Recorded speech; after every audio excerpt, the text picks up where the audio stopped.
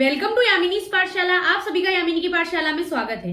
आज हम डिस्कस करेंगे उदगवत संस्थान के कार्य के बारे में, अर्थात उसकी कार्य प्रणाली के बारे में कि उदगवत संस्थान जो होता है, जो लिम्फेटिक सिस्टम होता है, वो जो अपना कार्य है वो किस तरीके से अपना कार्य शरीर में करता है। तो इन सब के बारे में आज हम इस वीडियो में डिस्कस करेंगे। तो शुरू करते हैं आज की क्लास, उदगवत संस्थान का कार्य एवं कार्य प्रणाली। सबसे पहले जो उदगवत संस्थान होता है या फिर जो लिम्फेटिक सिस्टम होता है वो लिम्फोसाइट्स का क्या करता है, वहन करता है। यानी कि उदक के अंदर या ऐसा कहे कि लसिका के अंदर जो लिम्फोसाइट्स होते हैं उसका वहन कौन करता है, तो उदगवत संस्थान करता है।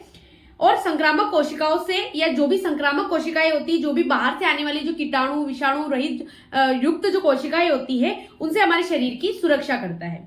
इस प्रकार ये व्याधि क्षमत्व का कार्य करती है, अर्थात जो आपका लिम्फेटिक सिस्टम होता है वो आपके शरीर में क्या करती है, व्याधि क्षमत्व यानी कि इम्यूनिटी को बूस्ट करने का काम करती है। कोशिका स्तर पर जिन त्याज्य पदार्थों को शिरा कोशिकाएं नहीं निकाल पाती, ये लसिका कोशिका निकाल देती है। अर्थात आपके शरीर में जब हमने ब्लड सर्कुलेशन पढ़े थे पीछे, अपने हृदय के बारे में पढ़ा था, जिसमें क्या था कि O2 युक्त वायु हम ग्रहण करते हैं, फिर शरीर से जो भी त्याज्य पदार्थ होते हैं या CO2 युक्त जो वायु होती है वो क्या कर देती है, वो बाहर निकल जाती है। अर्थात उससे अपने शरीर का क्या हो जाता है, एक तरीके से प्योर, हमारा शरीर प्योर हो जाता है। लेकिन कुछ अंश ऐसे होते हैं जो शरीर में रह जाते हैं, अर्थात जो बचे कुचे जो भी हमारे शरीर में जो भी अनप्योर जो चीजें रह जाती है उसको बाहर निकालने का काम कौन करती है, लसिका कोशिकाएं करती है। अर्थात जो उदगवत संस्थान की जो कार्य प्रणाली है वो दो तरीके से होती है। एक तो होती है कोशगत या धातुगत और एक होती है आंत्रस्थ स्तर के अनुसार। तो इस तरीके से क्या होती है, ये दो प्रकार की होती है। एक तो होती है धातुगत स्तर और एक होता है इसका आंत्रस्थ स्तर। अब धातुगत स्तर क्या होता है, आंत्रस्थ स्तर क्या होता है, उसके बारे में। तो धातुगत स्तर क्या होता है, तो सभी अवयवों में पोषक तत्वों को कोशिका स्तर पर पहुंचाने का कार्य धमनी कोशिका करती है। अर्थात शरीर के जितने भी अच्छे अच्छे अवयव होते हैं या फिर जो लसिका से बने हुए जो प्राप्त हमें अवयव होते हैं उनको प्रत्येक शरीर के प्रत्येक अवयव पर पहुंचाने का कार्य कौन करती है, तो धातुगत स्तर करती है, जो अंतर कोशिकीय अवकाश में चली जाती है। जो हमारे शरीर का जितना भी अंदर से अंदर वाला जो पार्ट होता है वहां तक कौन चली जाती है, धातुगत स्तर चला जाता है, ताकि शरीर के जितने भी छोटे से छोटा पार्ट है वहां तक क्या पहुंचाया जाता है, लसिका पहुंचाई जाती है। इन पोषक तत्वों से कोशिका स्तर पर पोषण मिलता है, जिससे संपूर्ण अवयव अपना कार्य नियमित रूप से संचालित करते हैं। अर्थात क्या होता है, जो लसिका होती है उससे हमारे शरीर को या शरीर के जो अवयव होते हैं उनको पोषण मिलता है और पोषण मिलने के कारण उनको पोषक तत्व प्रदान होते हैं और पोषक तत्व प्रदान होने के कारण वो अपने जो भी उसका कार्य है वो कार्य अच्छी तरीके से संचालित करते हैं। पोषक तत्वों के प्रयोग के बाद कोशिकाएं अंतर कोशिकीय अवकाश में त्याज्य पदार्थ यानी कि मल को निकाल देती है, उन्हें शिरा केशिकाओं व्रंगण कर लेती है। अर्थात क्या होता है कि जब वो अपने शरीर के जो भी अवयव होते हैं वहां तक जब कोशिकाएं पहुंचती है तो वहां से वापस क्या होता है, त्याज्य पदार्थ निकलते हैं या मल निकलता है। अर्थात उन मलों को क्या करती है, जो शिरा कोशिकाएं होती है वो उनको क्या कर देती है, बाहर निकाल देती है।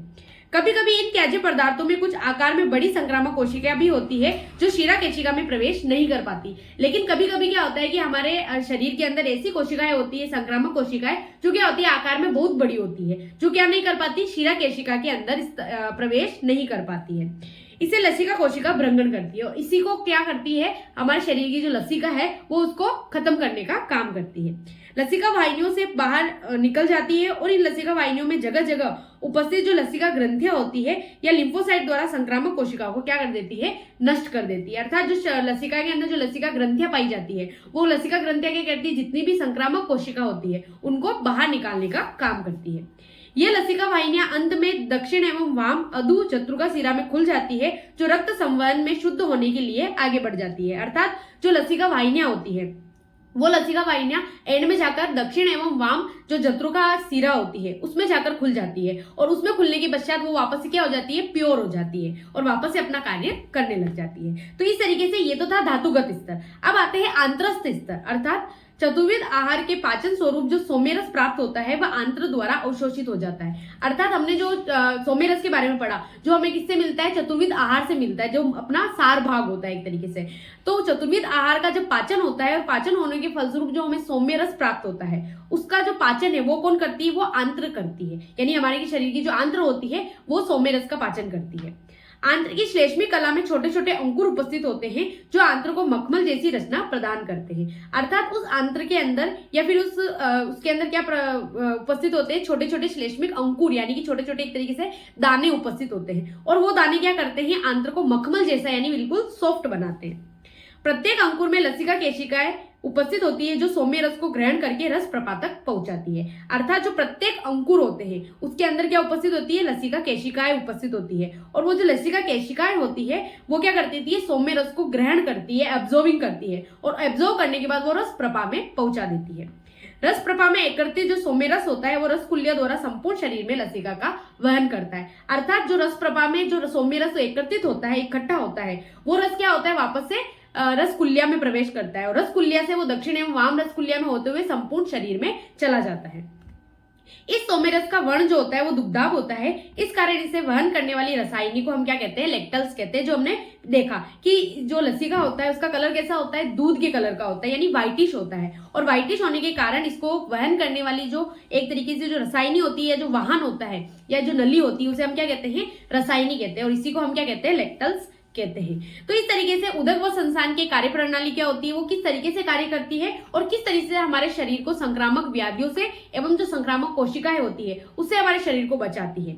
इसी के साथ इस वीडियो को हम यही खत्म करते हैं। मिलते हैं एक नई वीडियो के साथ, एक नए टॉपिक के साथ। आप मेरे चैनल पर नए हैं तो मेरे चैनल को सब्सक्राइब कीजिएगा। Thank you so much for watching. धन्यवाद।